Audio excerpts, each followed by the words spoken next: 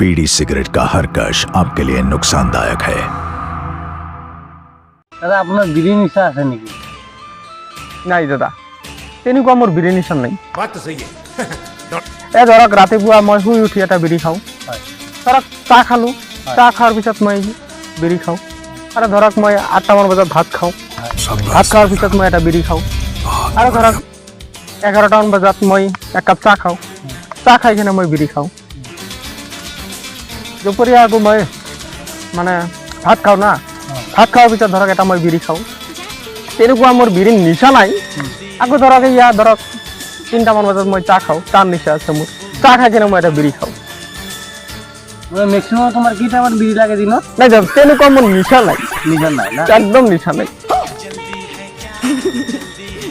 অঁ আকৌ ধৰক মই এয়া 3টামান বজাত অ'। মোৰ চাহ নিচা উঠে, অ'। চাহ খাই কিনে মই এটা বিড়ি খাওঁ।